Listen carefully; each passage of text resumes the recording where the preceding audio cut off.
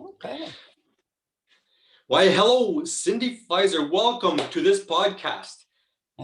Now, here we're in this podcast. We'll be sharing all kinds of stories through epilepsy, about the things that we experience, how people can perceive ourselves, and how they might feel from the outside.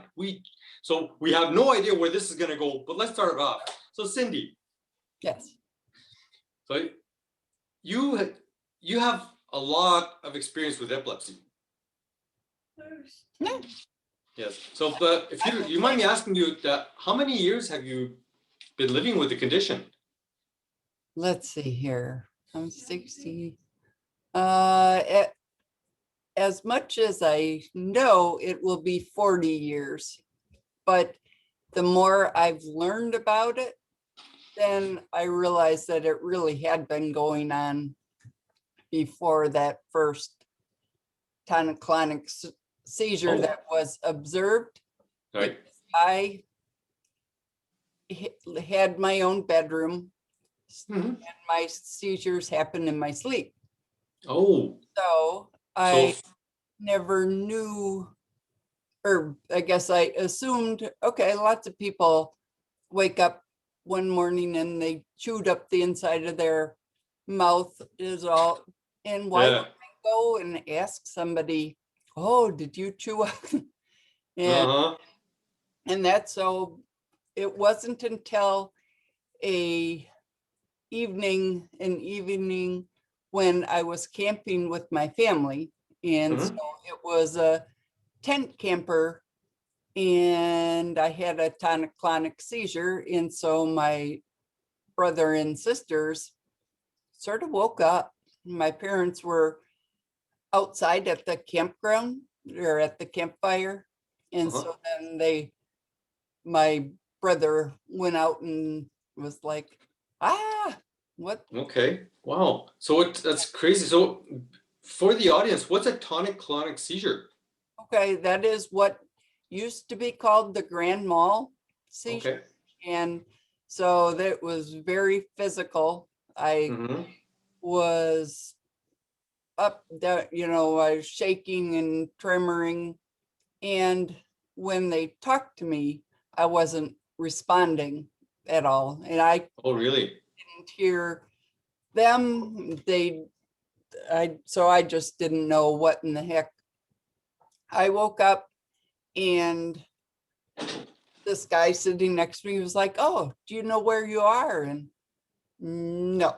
Then I'd fall asleep, and then a little bit, wake up. It was just sort of went back and forth. So I was in an emergency room in a very little tiny hospital way out in the woods, basically.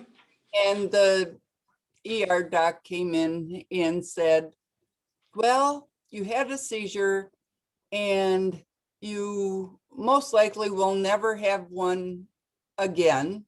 Okay. So surprise. Yeah, no kidding. And so I wouldn't worry about it. Right. So off we went, and that's about all I remember until the next morning. I woke up and I had a horrific headache. And so headaches after the seizure? Yes. Okay. Yeah, after the rest of the evening, because we went back to the camper and. But why would you have a seizure? Oh, sorry, why would you have a headache after a seizure? What's the correlation? That's lots of people that's very common to the next day. You're quite tired. You really do need to rest. Lots of people have a headache maybe that next day. And so it's just one of those sort of classic things that happens to lots of people. Okay, so by what I understand is, there are thousands of different types of different symptoms and different what people go through. Yes. And what you're talking about in your sleep, I've also had, is it called the nocturnal seizures? Yep. Okay. And I recall the one time where I must have had many where they were never even noticed, or anybody had ever noticed, because I was on my own. I was in my bedroom. Yep. That's And one morning, I recall, I don't recall too much of my childhood. However, I recall that this one morning, my 7-Up trash can was crushed in, and I had a stereo was dangling by the cord. Oh, Yes. So I had no idea what the heck was going on. So I went to see my mother. Said, and I was upset. I said, who was in my bedroom? For God's sakes, during the night, who made a mess out of this whole bedroom? What's going on here? And out of astonishment, my mother says, "What are you talking about? There's nothing going on." But surprising enough, nobody woke up in the whole house. We were 6 in the house. Sure. Yeah. So maybe the shaking, and because I recall at the time I was sleeping in a waterbed. Remember those big the big bladder water beds? Yeah. Yeah. So that's what I was sleeping That'd be interesting. I'm sorry? That would be interesting to wake up It and just sort of be bouncing around. Yeah. However, thinking about the whole thing right now is that in the waterbed, you can't really bounce because you're always sinking. Ah. So that, in hindsight, maybe that was the best spot for me. Sure. Yeah, because I wouldn't hurt my head. Yeah. So you probably wouldn't fall out of bed. And yeah. However, I still don't know how everything else got messed up. Yeah. Yeah. But it happened. So it's so I understand what you're talking about, Cindy, somewhat. I do understand, however, I don't, because I was completely unaware. Right. All of my seizures, whether awake or sleeping, completely blank. I have no recognition. Yep. Or I can't recall any of it. Yeah, that part is nothing. I can remember some things before it started and some things after a while, not like immediately, oh, I woke up and okay, had another seizure. My husband has to tell me in the morning, oh, well, you did it again last night. And I'm like, what? Well, oh, sorry, dear, but you had another seizure last night. It's just how long would they last? If I can remember, some of them are within the minute long, but we're there, and of course that wakes him up. And then he talks to me about, or tries to get me to respond, and sometimes it will take longer than a minute. Maybe it'll be just a couple minutes, where then finally I start answering questions. But that's like you said, I have no clue of what he was trying to ask me, or I have no memory of that at all. Wow. Huh. So something that I've had, I wake up, this happened frequently. Like this was nightly, where I would wake up and I would hallucinate. Oh, sure. Yes. So I was afraid. I woke up in fear. And so can you imagine, you're 3, 4, 5, 6 years old? Yeah. And I'd wake up, and also my hands were getting heavy, feeling really, really heavy, and my fingers would grow. And I couldn't understand. It would scare me. Oh yeah. It would totally. And as a 6-year-old, yeah, and I'd start crying, and then mom would show up, and as soon as mom showed up, she was concerned, got closer, and says, and she got to the doorway and stopped and says, what's going on? And what is happening? Yeah. And as soon as I'd look at her, all of a sudden I'd see her head just start to swell and swell and swell. No way. And Yikes. I that's part of a seizure. Sure. Nobody knew at the time, because that goes back 50 years ago. Right. Yeah. Yes. So it's so it wasn't, so all the stuff we know today, we didn't know back then. Right. Yeah, exactly.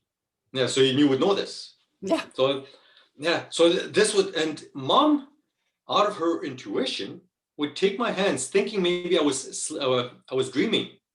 Oh, sure. So she took my hands and she'd take them and she'd put them under cold water, tried to wake me up. Ah. Yeah, and Interesting. sometimes I'd get out of the seizure, sometimes I wouldn't. Yeah. Or in her eyes, sometimes I'd wake up and sometimes I wouldn't. Right. Oh, yeah.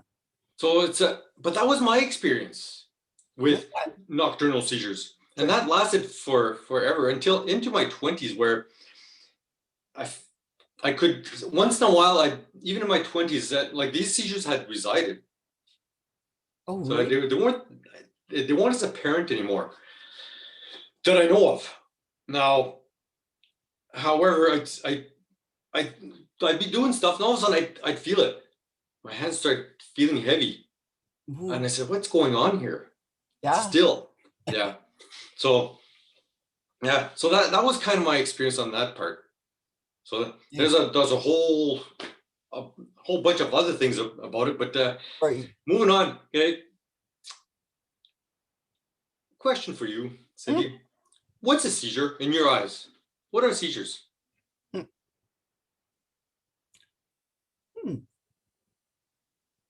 Just something or a time frame. Some it's a very short time frame, some it's much longer, where the electricity in your body, the whole body, just goes out of control, and just like we all do different things, then seizures happen differently. Some people, it's sort of classic. They sort of get these staring episodes, or they get only their seizures are in their sleep, or just there's all sorts of things that trigger them, which is the thing that sort of sets them off. So you can think electricity wise, it's unfortunately like someone gets a switch flipped and then off, and who knows how long it's going to take. Right. But that's the biggest thing. Okay, so so for someone not knowing what a seizure is, it's pretty drastic. Yes. So what something that I've kind of described it says, we've got trillions of connections in our head. So it's like an electrical grid around the world. Sure. So you've got all these connections, like your street lights that are out there need a connection to turn on. Yeah. So, but what happens when all these connections are done? All of a sudden, they switch. Yep. Different connection goes somewhere else. Explains the fear that I was experiencing. What I had just mentioned. Sure. They were somewhat auras. Sure. And for those who don't know what an aura is maybe a pre-seizure, so a partial seizure, right, which is an onset to an actual seizure coming along, right, or it could just die off. Yep. However, it'll do that. But my fear was absolutely extreme, where sure. I mentioned the hallucination, but that wasn't the part of the fear that I was experiencing. My fear was paranoia. I felt paranoid within myself. And as soon as that happened, I could feel, I had goosebumps on one side of my leg.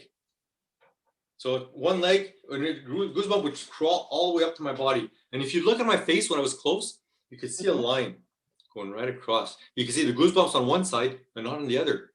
Really freaky looking. Yeah. And my arm, same idea. You'd see all the hair standing on end, but the other side was fine. Wow.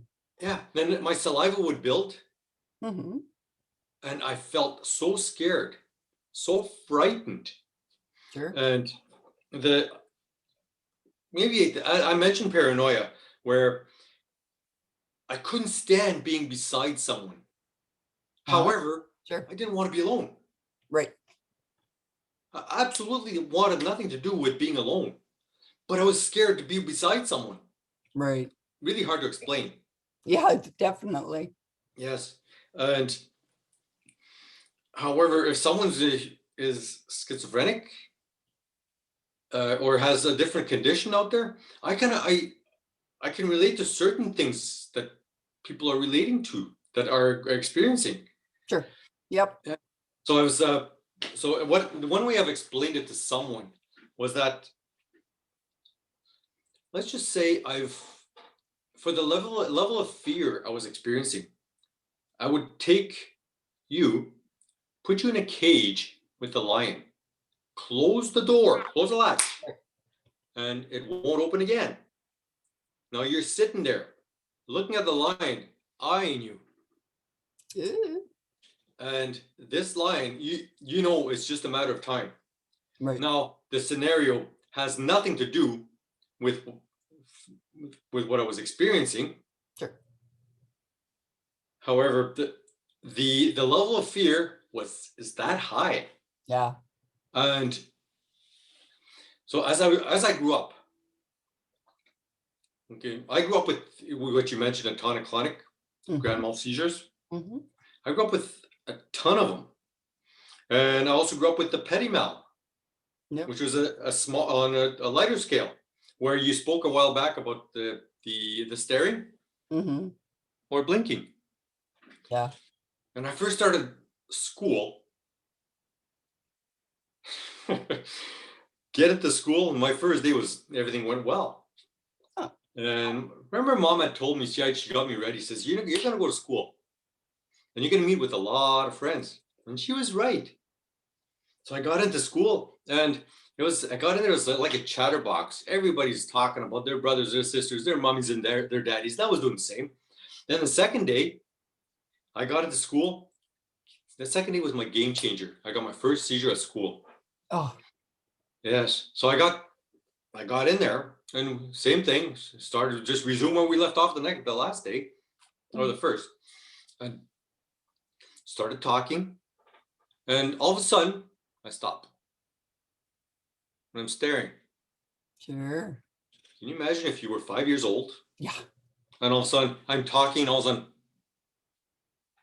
everything's serious. Yikes. Yeah. And then the ice. Sure. That would be enough to freak out any one of us here, let alone a 5-year-old. But once I wasn't aware. Once I came to, I noticed that everyone had backed away. Sure. Not knowing why. I kind of looked at my shirt. Said everything seemed to be fine. But it was my first bout of rejection. Yeah. Yeah. So that's where everything started off with being, so living a life alone. Sure. Because that happened, and more things happened along the way.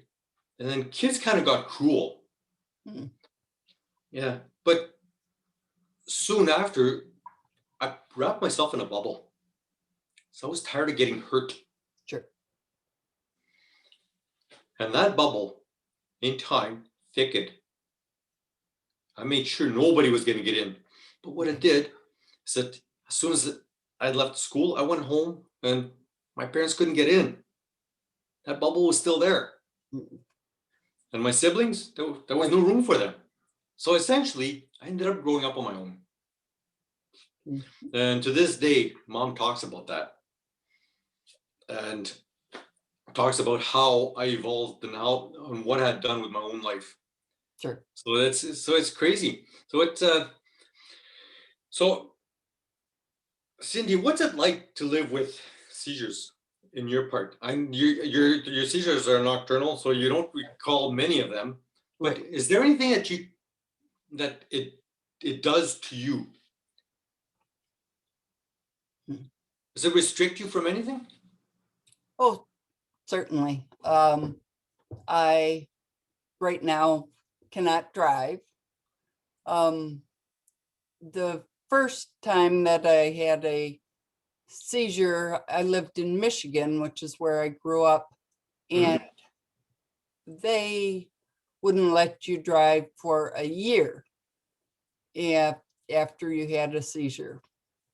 And so this seizure that I had, I was 18. I had just started college.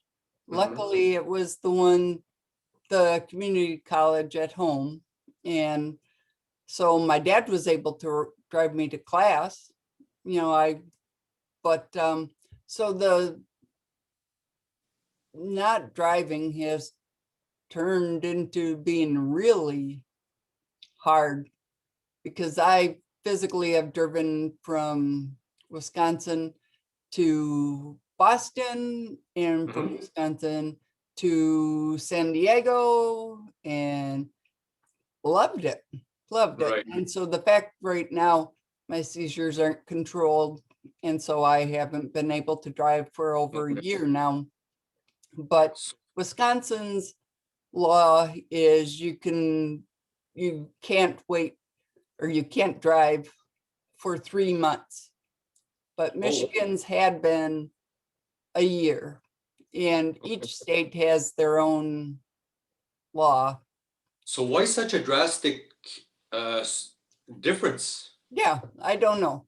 I don't know what. I was glad to not be at home in Michigan if I was going to be having seizures. Right. But at because 3 that was months, just- are you not worried?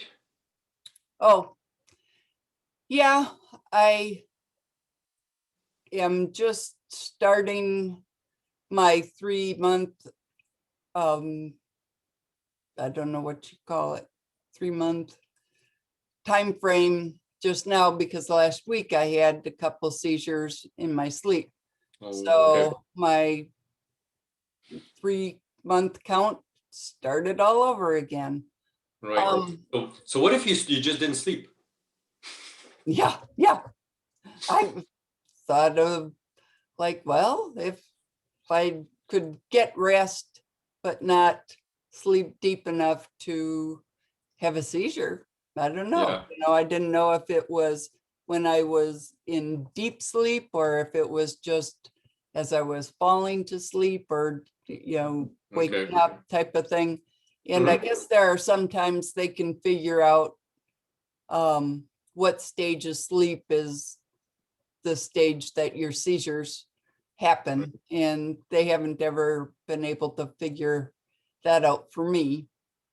But in some ways it'd be nice to know. In other ways, how am I not going to sleep deep or sleep, fall to sleep or whatever. Okay. So do you try different things? Do you experiment on your body to see what does what and what could possibly trigger? I have to a degree, and they never have found a trigger for my seizures. Right. Okay. They know that they're when I sleep, and I've had at least one where I was awake and just was a tonic-clonic seizure. I was at my office's Christmas party, standing in my friend's house, and down I went, and I woke up in the ambulance. EMTs were there, and my entire department of all my coworkers were, like you said, backed up. They were about as backed up as they could get. And while they brought the gurney or whatever you call it in and loaded me up and took me off, so that the next day back to work, that still was a lot of people backing up, and just they weren't comfortable asking me, well, what happened? they knew what happened, but they really did want to know, why'd you do it at the party? Why, Right. you know, gee whiz, why in front of everybody else? And I'm Oh, like, I have no clue why it happened that night. right. You Because know, that's just it. So many people don't understand, and they don't understand really what epilepsy is all about. right. Oh, but And what? that's true. So, what do you suppose that is that people don't understand?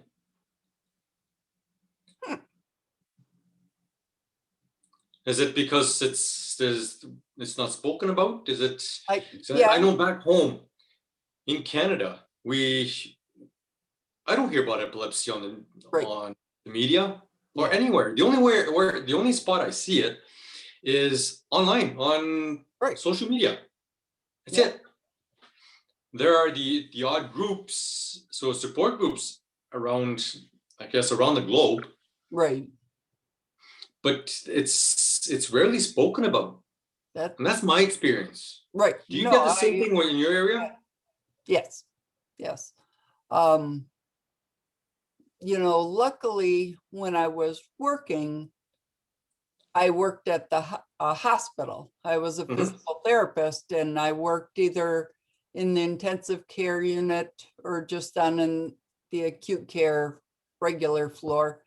Um, and so medical wise, people, if I had, or if they had questions, they were like, oh yeah, you know, what about this? Or they knew some of the sort of background of seizures and epilepsy. So at least Mhm. when I was talking to them, they had a little bit of a basic knowledge, but Okay. for people just out at the grocery store or whatever, um, they, and if I walked to them and said, oh, you know, can you give me a question or an answer to this question about what is epilepsy, Right. and or what would I be acting, or, and there'd be like, I have no idea. So Yeah, there's just not common knowledge out there right. Yeah. about of this condition, epilepsy condition. Yep.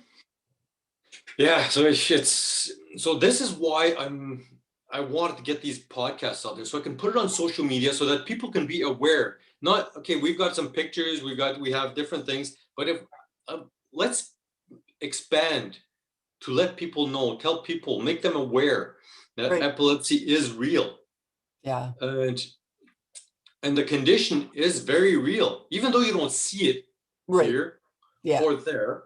Right. It's completely real, and we feel it. Definitely. However, once once the seizures reside or stop, Mhm. then we just resume. And what it Right. is just a glitch Yeah. in the system. Okay. That's excellent way to put that. That's exactly right. Yeah. So back to that question I asked you a while ago, but have you ever experimented Oh, on yourself? And sorry, go ahead. no, I was just gonna say there are things that I've read or heard people say are triggers for them for their seizures, hmm that as I've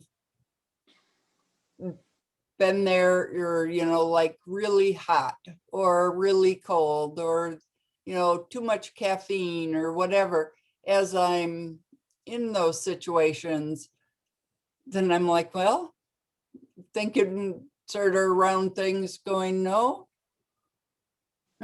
it must not be a trigger for me because I've been drinking my Coke all day. And so I've Right. had plenty of caffeine, or, you know, I was working out in the garden and just sweating like crazy because I was working hard, and Okay. so the So people heat's that not an say, issue either.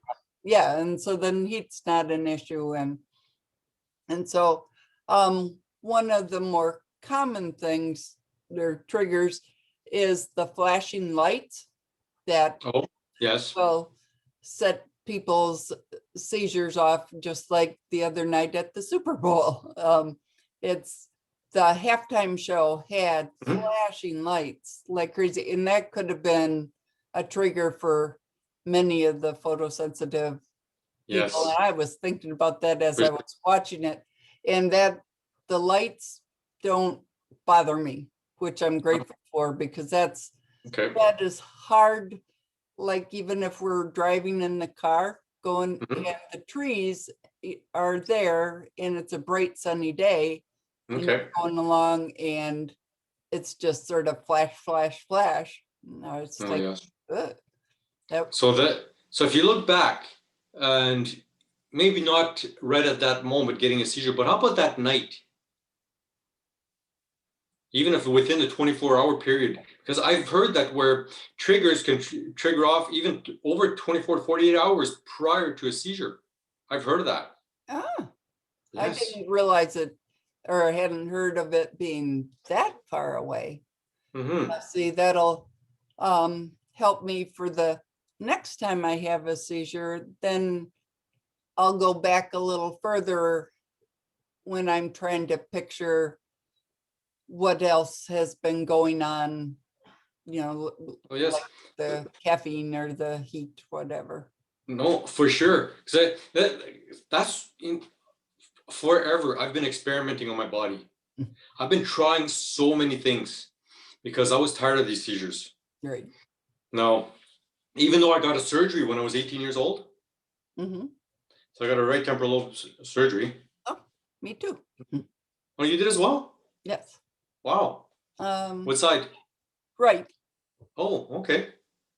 Two of them, two Oh, surgeries, because they um did the one, and I had been having both the tonic-clonic seizures and the absence, the staring type of seizures. And the first surgery did take the absence ones out. They're gone, which I'm very grateful for. But yes. the tonic-clonics aren't. So then they sort of rescanned things and saw another area that they could do surgery Okay. on. So they did. Right. But unfortunately, that one didn't help anything. Okay. Other than, Wow. I it's I'm listening to what you're saying, and so the first one worked, the second one was not as successful. right. Right. So so now, because it kind of when I went off, I had my surgery. The crazy part, okay, I was 18 years old, and when this neurosurgeon came up to me, and he said, "Dan, would you entertain the idea of going for surgery?" And this was my graduation year. Yeah. So I said, "Wow, really?" What are my chances, doc? And Mhm. here's a neurologist who I'd been dealing with since I was 5 years old. Yeah. Was just a little guy. So we knew each other quite well. So he called me Dan, I called him doc. So yeah, so I asked him, I said, what are my chances? And he told me an outstanding 98%. I was ecstatic. He says, let's do it. Let's get it done. I'm in. A way to change my life. Mhm. He said, well, not too quick. I need to let you know that you'd be one of 18 in the world to have this surgery performed on. Wow. I said, oh, wait Yeah. a minute. First, you bring my hopes up really, really high. And all of a sudden, within seconds, you crushed them. And I'm right back down. Now I wasn't pleased. Yeah, I believe that. Yeah. So I was heavily drugged. Because that was my state. My eyes were glossy 24/7. And but I was good with numbers. So I got thinking, says, okay, you gave me statistics, 18. And that wasn't 18 patients, that was 17 because I was to be the 18 one. Right. So, and you're telling me 90% and you've got 17 patients done? Says, wait a minute here. I'm not liking this. Yeah. No, I believe that. So I took a moment, and at 18 years old, something happens. Your parents can no longer consent for you. Huh? I That's says, wow. So he says, Dan, what do you think? That was a heavy decision for an 18-year-old. yeah. So I took a moment and I came back and I asked, I says, Doc, what if I don't? What if I just don't go through this? Sure. And here's this man. He was tall, broad shoulders, huge hands, fingers like sausage, and a square jaw.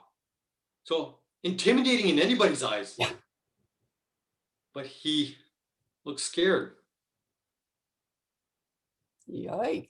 So I was sitting down and I braced myself.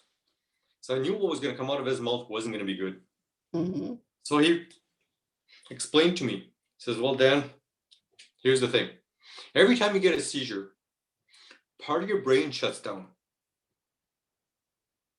So those connections I was talking about, every time one touches, it shorts out, Right. burns out. He says, and if you keep on going this way, you are slowly turning into and I was bracing myself, and he told me, a vegetable. And this is exactly how he said it. He said, when he said that, I felt like vomiting. I felt sick to my stomach. I believe that. Again, I'm 18 years old. And I looked around. My mother was with me. And I looked at the doctor and says, okay. Because I knew what I didn't want. I didn't want to be a burden to society any more than I already was. Mm-hmm. So I took my chances. I gambled. I put my life in his hands. Right. And I went for it.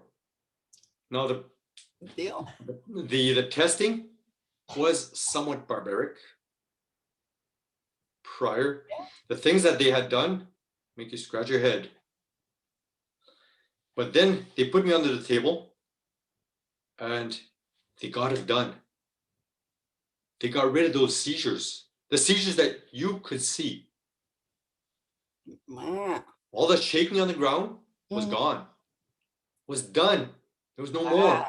However, I was talking about that fear that I had, that level of anxiety, that remained. But I discounted that because I thought that was just anxiety. I didn't know that these were seizures. And my level of self-esteem, there was none. So I was left without it, and there was no rehabilitation, and I was sent off. Right. But it wasn't until I was about 25 years old when I got involved with a group who thought positively. And that was my start of personal development. Sure. That's And for those who know me, because I know a lot of people out there do know who I am, they know that I'm very strong on personal development. All the posts and that I've been putting out for years, it's all due to the work that I've done on who I am. Sure. But that preceded, and I all of a sudden, but these guys and gals, they told me, they said, we believe in you. I had never heard of that before. Right. Nobody ever thought that. And when I left the hospital, the doctors I'm not saying that this is exactly how it went. Right. But that's how I felt. Sure. So and I'm sure they didn't think much of what I was going to be doing. Yeah. We'd be thinking here the government's problem for the rest of his life. Could have been. Yeah. Yeah. But I went on with this. And as I went through the personal development, I started reading books, so positive books. Yep. Listening to tapes. I'd plug them in. And I recall I had a huge box of tapes, huge. I don't know. I have no idea how much money I spent on those. Must have been like easy 15,000 just that for those tapes itself. Sure. And I was listening to this, reading the books, and going to functions, all positive. Right. And slowly, I was starting to gain confidence. And I started opening up one-on-one with people, talking with one person at a time, because I was all closed up. And then I started talking to people in groups, but it wasn't until I started to share my own story, making a difference in other people's lives, making a difference in their lives, that it actually made a difference to mine. Sure. Oh, I believe that. Well, so I did this, and I was around 40 years old when I started noticing, I said, wait, where did my seizures, where those feelings that I had, or that anxiety was gone, was no longer existent. And I kind of reflected on it, because it kind of went away, but I never really thought about it until that moment. So what the heck just happened? And I put everything together, and I noticed that by going back in my history, I noticed that my personal development was as I grew with my personal development, it was going like this. One was going higher, the other one, then the seizures were going down, or this anxiety. But at this time, I still thought this was anxiety. Sure. And until about a couple of years ago, I was talking with another neurosurgeon, a neurologist, and slash a few other things. I don't know how many letters he had behind his name. Yeah. So, and he was telling me, says, no, this, what you had, they were actual seizures. Says, really? So I get to think about this. I got myself off medication completely. I've been off medication since 26 years. Now, for anyone listening out there, if you do attempt to get off your medication, please consult a professional. Yeah. A neurologist, doctor, or team. Because what I'm sharing here, I'm sharing from my experience, something I did. Now, knowing what I know today, I wouldn't have done it. And I'm not a doctor. I have no ties in medical field in any which way. But this is what I've done. So I got rid of my medication. I was around 26 or 27 years old, and slowly I went off. And yes. And at one point, I remember the neurologist coming up to me and said, yeah, I've noticed that you haven't been renewing your prescriptions in a while. And when he said that, I kind of sat back and said, been caught. Busted, yeah. Yes, but exactly, busted. So I told him what would happen, and he let me have it. No, I don't blame the guy. Yeah, I was going to say. Because you shouldn't. But I was just doing I was being me, trying different things. Now, I'd come off a little wee bit off of some of the medication. And if I felt something different, something really weird, I'd go back on. Then I'd wait another 6 months. Then I'd try it again. And I slowly, gradually wean myself off. Wow. Now, again, please consult a medical professional if you're going to attempt anything that I've done. Right. So that's what I was doing.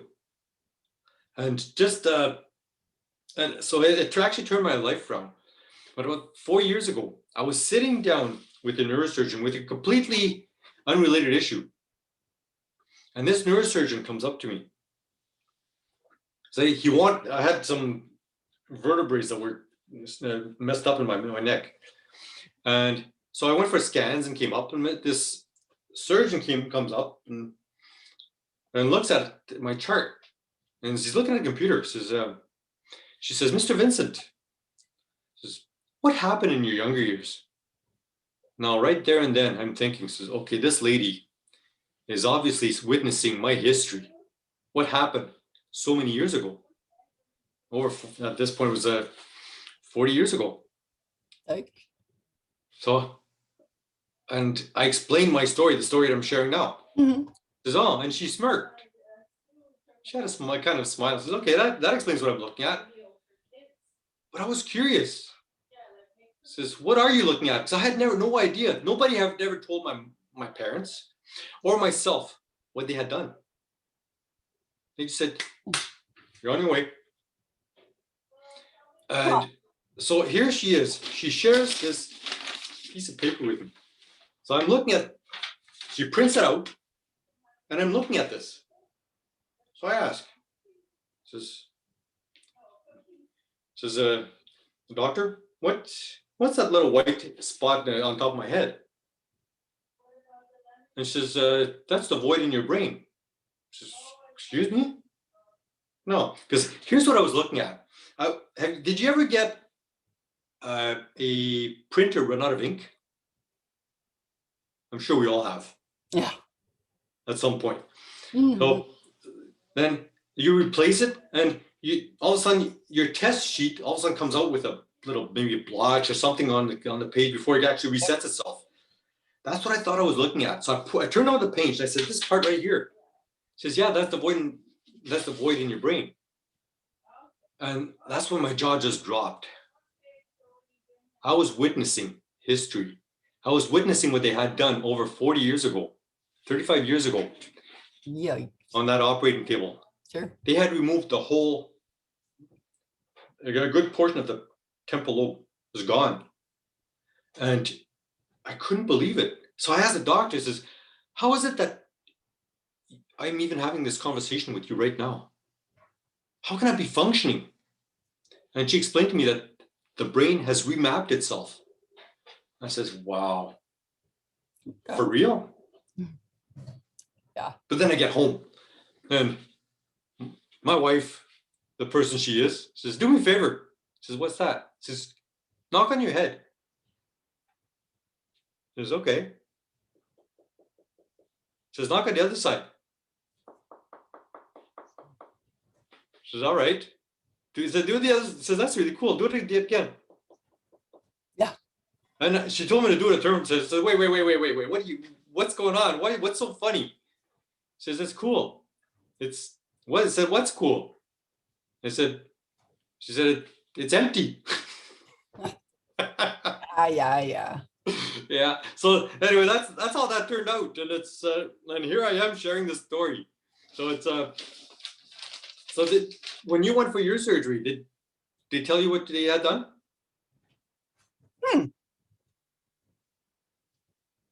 I don't think so. But see, that's one of the things is with my surgeries and the meds and just the course of the epilepsy itself. My memories is just wasted. So some things are perfect. I could tell you all sorts of details, and other things like, okay, yeah, you just had brain surgery, but what happened, or did anybody come and talk to you? I have no clue. Okay. No. So. Okay. Yes, I really understand what you're saying about the memory, because my memory is really hard. Really, it's not there. My wife tells jokes about it. Says, why do you even bother coming on trips with me? Says, you just don't. I know where I've been. Right. But I can't recall the details. Yep. I know I've been to Greece, but cool. What was in Greece? I don't know. Yeah. Yes. So it's crazy. And actually there's a point in time, it was actually last year. I went to it was a funeral, it was a wake. And if I can recall, this lady asked me, so she was introduced to me and we started talking. So we spoke for a little while. And afterwards I went on and I was looking at some pictures.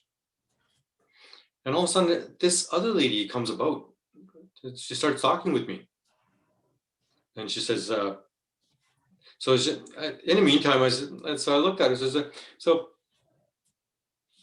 when I asked her, so which area are you from? And as I said that, I realized I had been talking to her for over an hour prior to that. And I didn't even recall her. And you can explain this sometimes, but you can't explain it all of the time. Exactly. So it's I kind of felt silly. Oh, And yeah. speaking from a brother to a sister, Yeah. you understand what I'm talking about. Yeah. Oh, yeah. Definitely. So what's your experience with memory? Oh, well, we have a daughter, and she's now graduated from college and living on her own, but she was raised here at home, and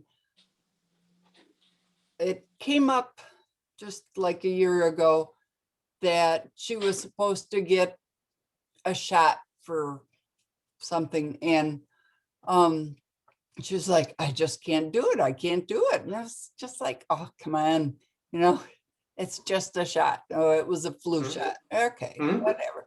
And she's just like, no, I just can't watch needles. And, so she just described all this needle trouble. I said, well, what in the world started that? And my husband was like, well, the time when she just about cut her finger off, and then we had to take her to ER, and the next day there was this red streak going up her arm and all this. Now this is drastic stuff going on, and I have no memory of that. Talk about, well, it's not foolish, it's just terrifying that something that big and dangerous, and I have no clue. And Yeah. So I'm not worth much that way, because she was what a mom doesn't remember that kind of thing. Right. That sort of. So the memory is a drastic thing for you as well. Yeah. Wow. Yeah. Yeah, exactly. I can't remember my grandfather's funeral, or my siblings getting married. Yeah. Well, it is what it is. Yeah. That's. And I've come just to cope found with out stuff about on our honeymoon. right. I know bits and pieces, but the others have no clue. Okay. Wow. Huh.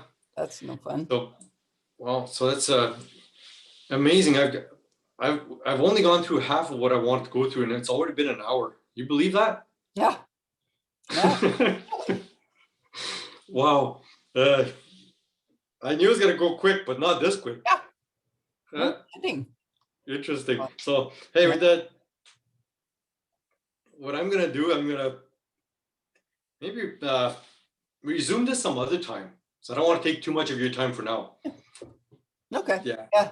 It's just about 7.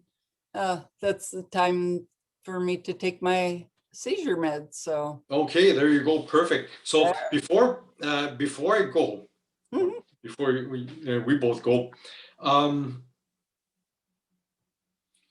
so what would you want the audience to leave with this epilepsy episode? Well, that people with the epilepsy can accomplish and be successful at many, many things, and that we shouldn't be looked down on like, oh, they're going to just always be on disability because they're lazy. And it's just like, no, we are people. we can accomplish all sorts of things. Mhm. Sometimes it doesn't work out, but sometimes it's just awesome. That's That's absolutely right. And this is why I post so many things. And I post what I live. And what I live brings me so much joy and brings me where I'm at now. And I push myself a lot. It's not an easy street, because yeah, being easy would mean that there's no growth. yeah, that's true. That you don't that there's nothing. There's really nothing if it's easy. Right. You just kind of just go with the flow. However, if you struggle and you've got things going on, embrace it, because it's going to make you stronger. And you need Exactly. to understand that we're stronger than we think, Yeah. by That's a some lot, of the not a little bit. posts that I've read of yours. They bring me so much. I can feel it. I can hear you saying it, and it just hits deep down in, because it's just like, yeah, that's right. Yeah, I live what I do, or I just, and I really am doing a good job. Or some days it's not going that good, and but when I see it and read it, it's just like, you know, god dang, yeah. For going through everything that's been going on, yeah, yeah, Yeah. I did pretty good anyway. So My mother gave me a quote she years ago, and she came up to me. I was going through some difficult times, and she came up and said, "Dan, you've done the best you could with the tools you had at the time you had them. yeah, Give yourself a pat on the back." And that quote, my mother had one and my dad had one as well. But that quote from my mom's, which is what you're saying now, is it went straight to my heart. Mhm. Oh And yeah, I'm forever grateful to my mother for having said that at sure. the time that I was going through such a hard time. Right, yeah. Mhm. It's nice to see or hear, or reading it. It's just like, oh, that was perfect timing for whatever was going on. It's just like, oh, that's just, yeah, that's Yes. what I Well, needed to see or mhm. hear, Well, whatever. right. Well, thank you for sharing that. So it's so for thank you so much for being so much of the part of my community of my work. I really enjoy I read every single post you put out there, You and do. What in the I heck? well, thank you. So I read every single one, and I and not only do I read them, I take them and I feel them. Hmm, And that's what keeps me going. That's what drives me to do more. sure. So someone like yourself, which is great. And for those who want to view my work, you can find me on Facebook, Instagram, LinkedIn, Tumblr, and Twitter, or find me at danielvincent.mykajabi.com, Oh, where I've got some of my work. sure. Yeah. So right now I've got a course out that's available. I'm very, very soon I will have a membership program available to everyone. Hmm, So where I'm going on live every month sure. for about an hour and talking about a subject that's relevant to you right now and at this time. Yeah. So I'll be talking maybe 30, 45 minutes on that, and then I'll be answering questions. So I'm doing a Q&A. So if you happen to have any questions, you can ask me, and I will compile all the questions, and I'll answer what I can. So then that's what I'm doing right now. So, and along with these podcasts, to make this world a better place. Yeah. And that's my mission for 2021. Sounds good. All right. So, Cindy, so thank you so much for taking the time to spend a whole hour with doing this with me. I really appreciate it. And as I said, I'd like it, with your permission, I'd like it if we could maybe someday resume, and so I had more questions for you, but we just didn't have the time. Yeah. All right. Okay. So Cindy, take good care of yourself. Make sure you don't forget your meds. Yeah. Yeah. And no, I knew look, that time frame was gonna get close, so I have them right here so that they had them in my pocket, so I didn't forget to go down the hall and go, oh yeah, what? Oops. Oh yes. No, for sure. So something I'd like you to do for me. So next time you get a seizure, those triggers, try to pinpoint what goes on, what you've done 24 hours, 48 hours past. Okay.